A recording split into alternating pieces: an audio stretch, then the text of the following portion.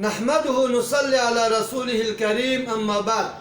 ما در این روزها میبینیم در عالم مجازی یا در فیسبوک ها درباره سنا مکی یکی از پوده هایی که در سرزمین حجاز و خصوصا افضل ترین و بهترین ازی در مکه مکرمه کاشت می شود یا موجود است که این برای ویروس کرونا که در این روزها تمام جهان را در تکان آورده علاج و شفا هستند و در این شکی نیست درباره از سه حدیث یا سه انواع از حدیث وارد است. یکی حدیث صحیح، دوم حدیث حسن و سوم حدیث ضعیف است.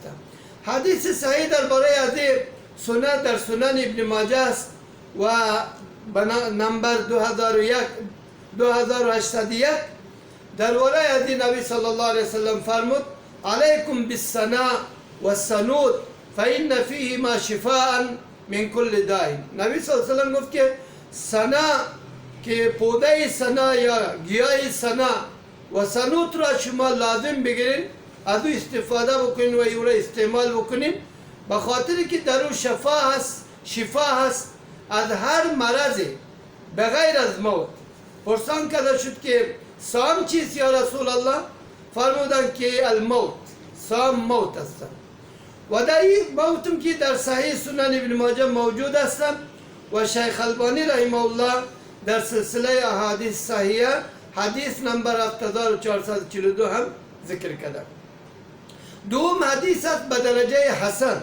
نبی صلی الله علیه وسلم فرمودند ثلاث فیهن شفاء، سه چیز که در او شفا است من کل داء، از هر مرضی، الا السام مگر موت. و او سه چیز سنا و سنوت و حبت السودا است. و این حدیث به درجه حسن یا به درجه صحیح است بنابر اختلاف آرای محدثین، لیکن شیخ البانی رحمه الله این را صحیح قرار داده و در مستدرک حاکم این را صحیح گفتند. سوم حدیث درباره از این حدیث ضعیف است.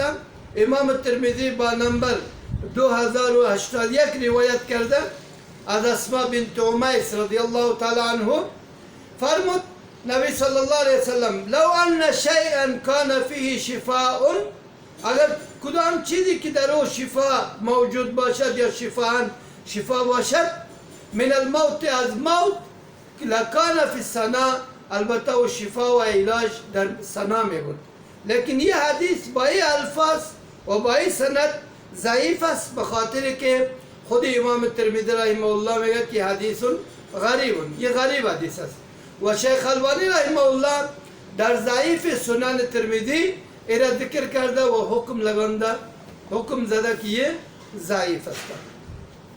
درباره از اینکه الا السام گفت که برای هر چیزی دوا است ایسا نمکی، لیکن غیر از موت، با موت دوا نیست و موت با سام. و سام چیست؟ سام موت است. بخاطر که داون لا شفا له، ایتی یک مرض است که موت در او هیچ شفایی نیست، بخاطر که یہ مقدر هر مخلوق و هر جنبنده روی زمین است. وقتی که اجل فرا می رسد فلا ينفع معه دواء ولا علاج، وقتی که موت انسان فرا می رسد نه برای از دوا کدام فایده می دهد و نه برای از کدام علاج است. و چون که موت انسان یه اجل محتوم، یک چیز حتمی و فیصله شده و معین است، مقرر است به یک وقت معین، لا مفر منه، هیچ فرار از او ممکن نیست. درباره نبات یا درباره گیاه ابن قیم رحمه الله میگوید، یعنی درباره کیفیت یک گیاه و درباره کیفیت طریقه استعمالش میگه که یک گیاه است که در سرزمین حجاز موجود است و بهترین قسم ازی در مکه مکرمه کاشت می شود و یا کشت می شود و بهترین نشست. از خاطر نسبت کرده شد سنا مکی به طرف مکه مکرمه و یک دوای بسیار شریف و ملایم و مناسبه که جانب منفی یا جانب الرژیکی ازی یا نقصانات ازی هیچ موجود نیست، البته فوایدش قسمی که پیامبر گرامی اسلام علیه السلام فرموده یک چیز حتمی و مفید است. خاصیت حدیث که مفید است در تمام جوانب مفید است، لیکن خصوصا یہ اگر انسانی که مبتلا به مرض وسواس باشد، وسوسه برو مفید است. شکستگی های اعضای بدن که درد میکند میشکند با او مفید است. همچنین تمام اعضای بدن باز میکند. موی انسان از انتشار نگاه میکند یا اشپش در سر انسان پیدا شود، با نوشیدن از بین می رود. همچنین سردردی دائمی اگر باشد یا خارش بدن باشد یہ زیاده مفید است. دو طریقه استعمال دارد. یک طریقه است که ایرا آرد جور کرده شود و ایرا بعد از اون معجون جور کرده شود و او را استعمال بکند مثل پودر واری. و دوم طریقه است که ایرا جوشانده شود مثل چای سبز، بعد از دو قاشق از پرتو.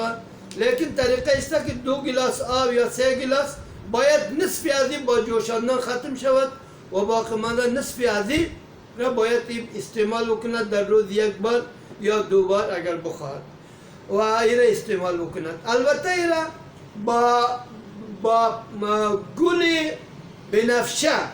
بنفشه یا اینکه با کشمش سرخی از داخل از دانهایش بکشد و همراه از این معجون جور کرده او را استفاده بکند هم بهتر است. از الله متعال میخواهم که به ما توفیق هدایت بدهد و از مسلمان ها بالخصوص و از تمام دنیا این مرض یا بیماری که تمام جهان در تکان آورده الله متعال اینا دور بکند و مسلمان ها را بالخصوص از این مرض محفوظ و نگاه بدارد. و صلی الله تعالی علی محمد و علی آله و صحبه اجمعین.